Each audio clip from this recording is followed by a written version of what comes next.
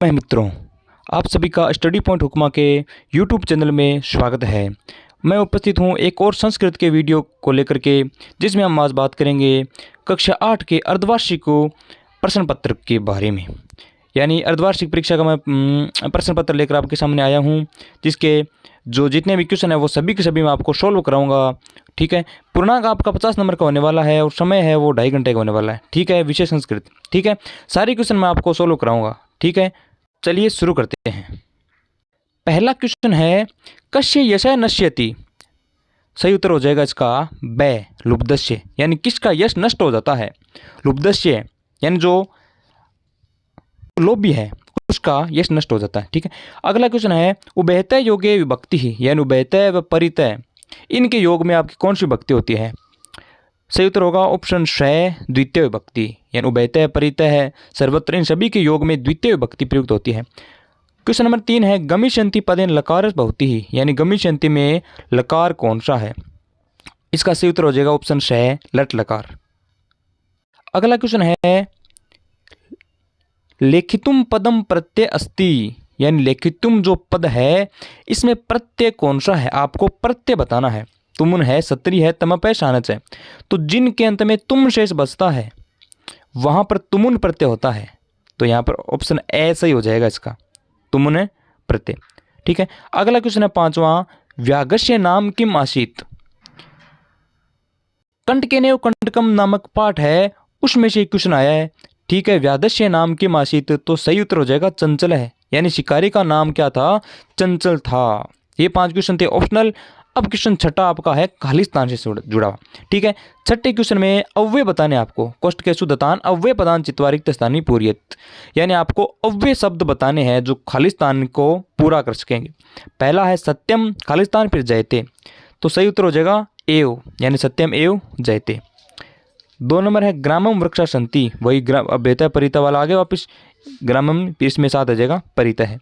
3 number है बालिका तत्र अहसत, तो इसका उत्तर हो जाएगा सहसा, यानी अचानक बालिका हंसिया, सहसा बालिका तत्र अहसत, वहाँ पर सहसा हो जाएगा। 4 नंबर है राजा तथा प्रजा, तो तथा एक साथ आ नहीं सकता। ठीक है, तो सही उत्तर हो जाएगा इसका यथा राजा तथा प्रजा। क्वेश्चन नंबर 7, कोष्टक पदेषु विभक्तिम प्रयुज्य रिक्त स्थानानि, यानी कोष्टक में आपको विभक्ति बतानी है, कौन सी विभक्ति कहाँ पर लगेगी। ठीक है, तो पहला 7वें में क्वेश्चन है, सूरदास अंध आशीत।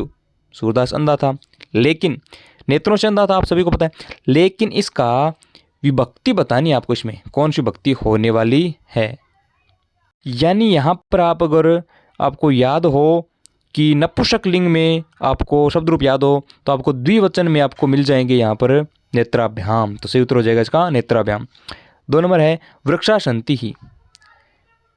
ठीक है, थोड़ा सा यहाँ पर मिसप्रिंट हुआ है, परिता आएगा साथ में, यहाँ पर परिता नाम आएगा। ठीक है, यानी नगरम परिता है वृक्षा संति, यानी नगर के चारों ओर क्या है? पेड़ है। 3 नंबर है उपरि हरि अस्ति ही, इसमें भी द्वितीय विभक्ति है, यानी लोकम आएगा, लोकम उपरि हरि अस्ति। 4 नंबर क्वेश्चन है धिक्कु हो, इसका सही उत्तर हो जाएगा दुर्जनाय धिक्कु। अब यहाँ पर 8 नंबर क्वेश्चन में आपको लकार पूछे हैं।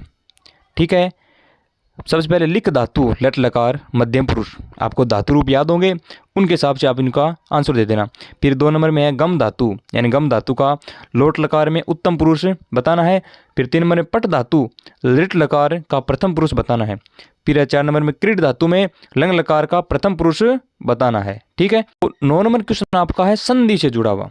ठीक है, संधि विच्छेदम कुरुत, आपको सिर्फ संधि विच्छेद करना है, नाम वगैरह कुछ नहीं बताना है। तो सबसे पहले सदैव, इसके संधि विच्छेद हो जाएगी सदा,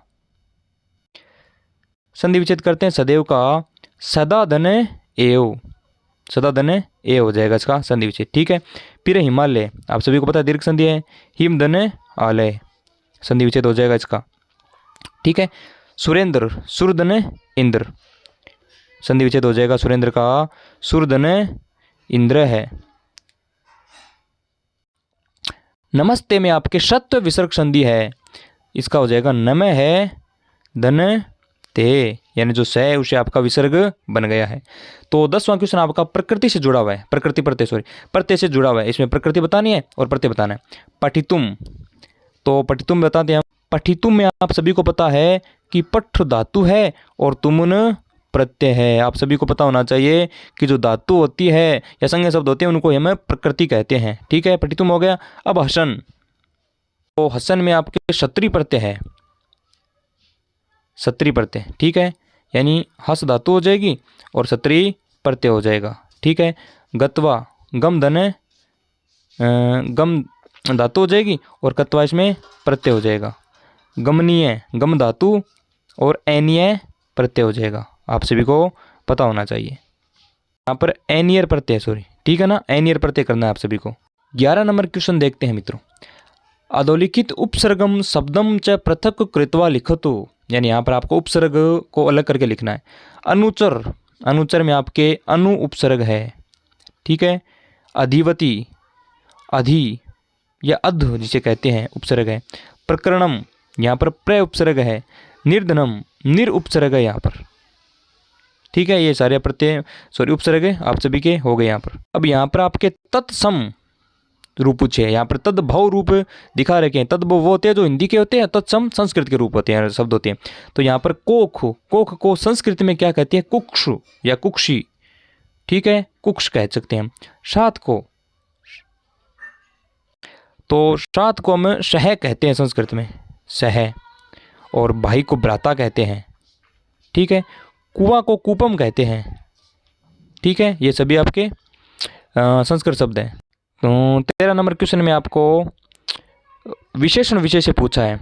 ठीक है, तो जो अंडरलाइन किया हुआ है उसमें आपको विशेषण यानी विशेषता, विशेष है जिसकी विशेषता होती है, तो महा इसमें क्या है? विशेषण हो जाएगा। महा विशेषण है।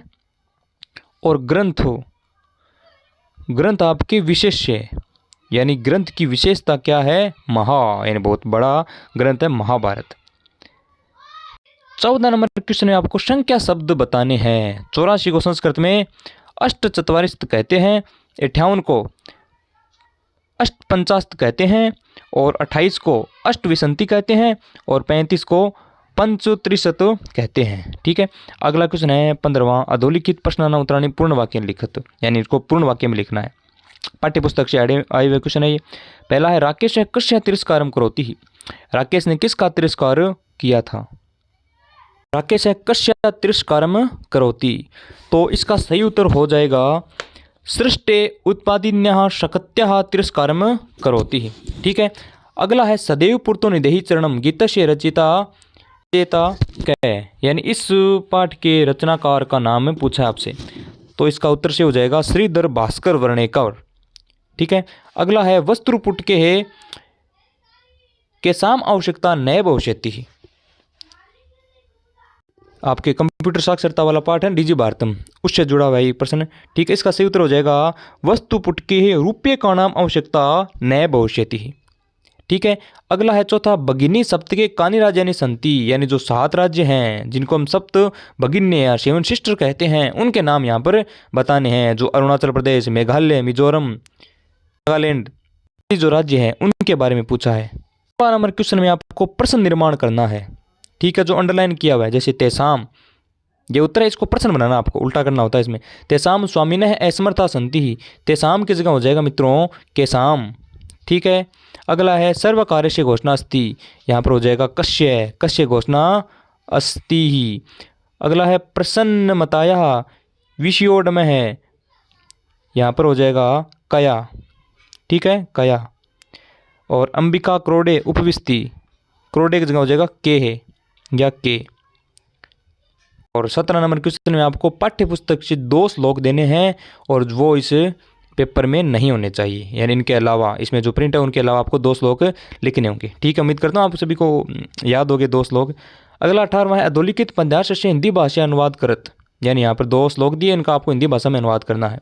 चिंतनीय ही विपदाम आदावे प्रतिक्रिया नए कूप खननम युक्तम प्रदीप्ते वही ना ग्रहे, यानी यहाँ पर ये जो 2 श्लोक है इनमें से आपको एक का हिंदी अनुवाद लिखना है। ठीक है, अगला है 19वां क्वेश्चन बिलस्यवाणी न कदापि में श्रुता व कंठ के नेव कंटकम पाठस्य सारम हिंदी भाषा है लिखत, यानी बिलस्यवाणी वाला पाठ या कंठ के नेव कंटकम, इनमें से एक का आपको हिंदी भाषा में सार लिखना है। 20वां है धेनु विषय अथवा अस्माकम ग्रामम विषय पंचवाक्यानि लिखत, आपको क्या लिखना है, निमद लिखना है, धेनु पे या अस्माकम ग्रामम पे।